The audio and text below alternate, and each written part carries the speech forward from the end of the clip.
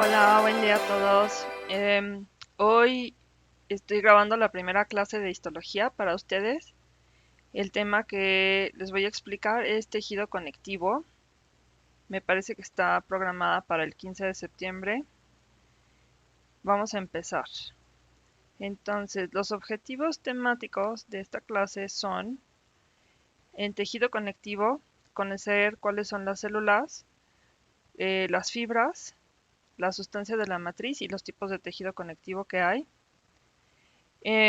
Como en cada clase les estoy dejando un documento para ustedes para que revisen también estos objetivos temáticos, cuál es la importancia de este tema y los objetivos de aprendizaje que son un montón y que no voy a leer en este momento porque ustedes pueden hacerlo ya sea poniendo pausa en este momento o en el documento que les hago llegar. Muy bien, entonces vamos a empezar hablando de las células madre.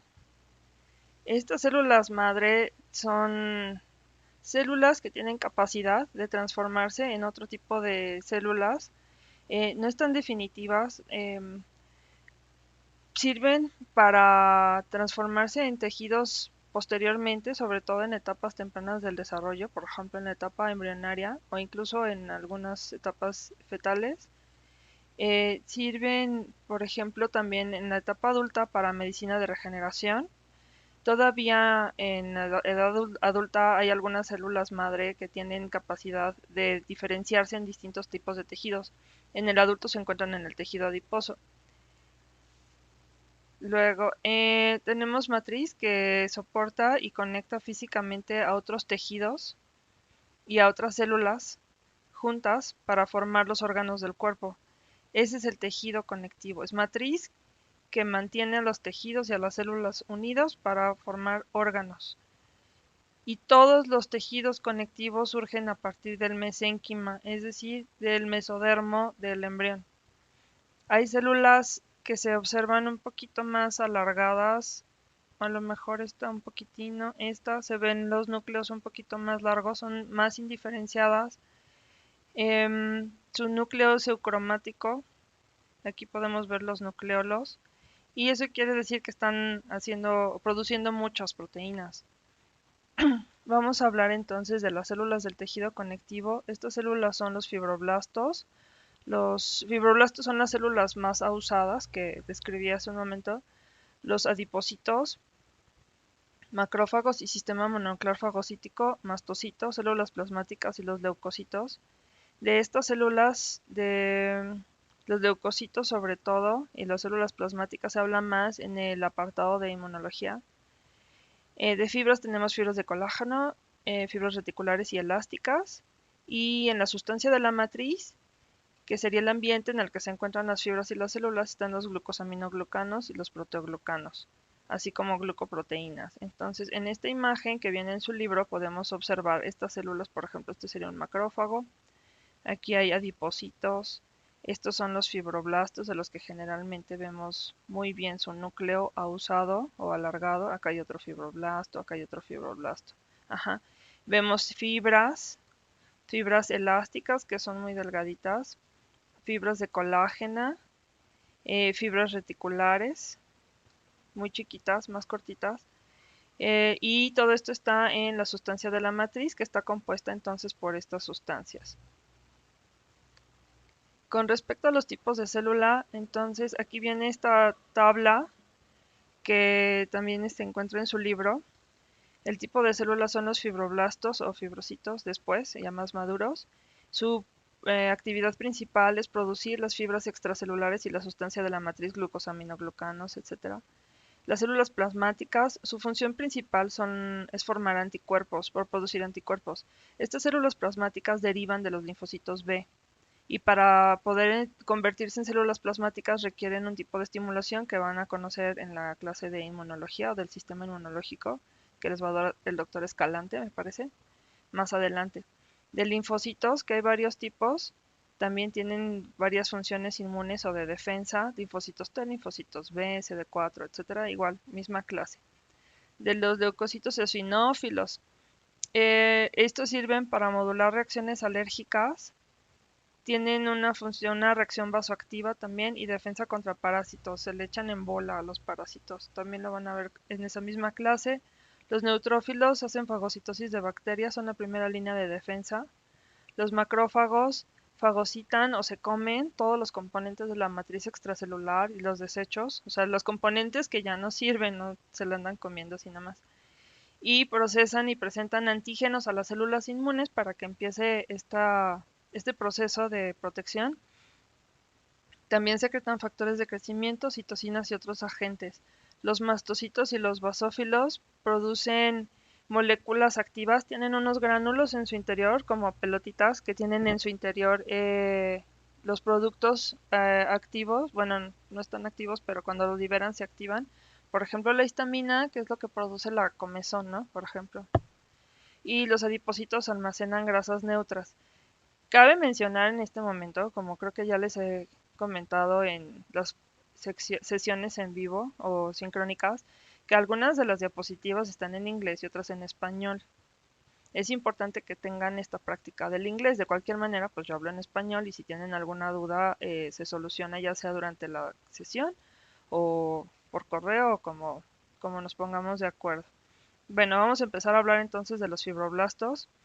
Decíamos que producen la sustancia de la matriz, producen también las fibras, entonces secretan colágena, elastina, glucosaminoglucanos, protoglucanos y glucoproteínas multiadhesivas. Decíamos que son células con un núcleo ausado, aquí está más ausado aún, son alargadas. No se distingue muy bien el citoplasma en esta ocasión. En esta fotografía de microscopía de luz teñida con hematoxilina y eosina podemos ver los núcleos muy clarito, el nucleolo, y como decíamos se ve que están produciendo muchas proteínas de estas por las características eucromático del núcleo. En esta otra fotografía vemos eh, es tejido conectivo en general. Se ven nervios periféricos, que luego vamos a ver bien porque tienen esta característica. Adipocitos, que son como fantasmas, porque con el procesamiento que se lleva a cabo en la histotécnica se barre los lípidos. Este es un vaso sanguíneo y lo podemos identificar fácilmente porque está lleno de eritrocitos. Y aquí vemos esta imagen en la que se encuentra un acercamiento a este tejido conectivo y vemos los núcleos ausados de los fibroblastos. También existen miofibroblastos como estos. Para curación de heridas, tienen función contractil y poseen una actina especial. Esta actina con la que están enriquecidos también se encuentra en las células de músculo liso. Esa actina está en el citoplasma de la célula. En esta otra imagen estamos viendo núcleos de los fibroblastos, vean, ausados o un poquito más alargados nada más, acá hay otro.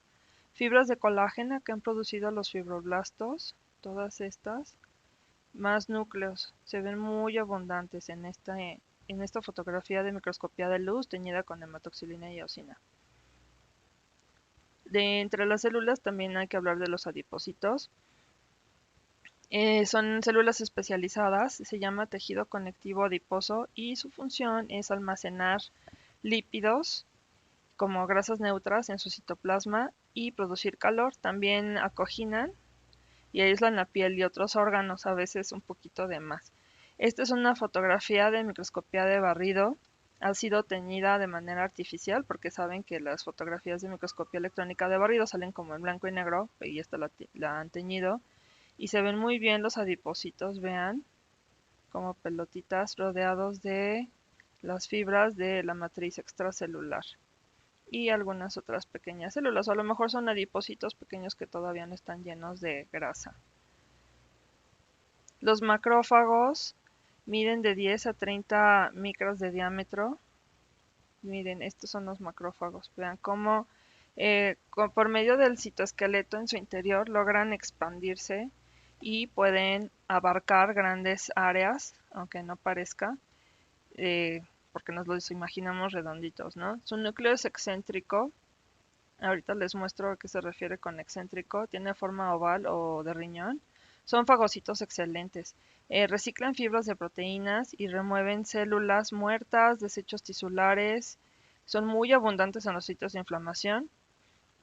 También se les llama histiocitos. Y los precursores de estas células son los monocitos. Vamos a ver otra imagen. Aquí se ve cómo estas expansiones del citoplasma están fagocitando estas que parecen unas bacterias o basura. Y en esta otra imagen vemos ahora sí el núcleo con forma de riñón o oval. Se refiere excéntrico que no está en el centro de la célula. Es una fotografía de microscopía de transmisión, electrónica de transmisión. Igualmente teñida de manera artificial. En esta tabla se enumeran las células del sistema mononuclear fagocítico, es decir, todos los tipos de macrófagos que hay en el cuerpo con sus diferentes nombres, en dónde se encuentran y qué es lo que hacen. En general lo que hacen es comer basura y procesarla, pero hay unas muy particulares que son importantes. Por ejemplo, las células dendríticas y las células de Langerhans presentan antígenos, al igual que los macrófagos en general. Son bien importantes estas. Son muy importantes para la presentación de antígenos y el desarrollo de la respuesta inmunológica. Los osteoclastos digieren la matriz ósea y remodelan el hueso, por ejemplo, etcétera. Entonces esta tabla hay que verla con cuidado. Los mastocitos son células con 7 a 20 micras de diámetro. Tienen gránulos de secreción que se observan en esta fotografía de microscopía electrónica de transmisión. Este es el núcleo y estos son los gránulos. Estos gránulos tienen sustancias en su interior que pueden igualmente liberar bajo ciertas circunstancias y poseen una característica que se llama metacromacia. Es decir, que pueden cambiar el color de algunos colorantes básicos de azul hacia morado o rojo. Ahí está, metacromacia. ¿Qué más? Miden de 0.3 a 2 micras de diámetro estos gránulos y son los que dan esa característica de metacromacia. ¿Qué contienen los gránulos? Heparina, histamina, serinproteasas, factores quimiotácticos para llamar a los eosinófilos y los neutrófilos, citocinas y precursores de fosfolípidos. Esta histamina promueve el incremento de la permeabilidad vascular y la contracción de músculo liso. Las serinproteasas activan mediadores de inflamación. Las citocinas son polipéptidos que dirigen las actividades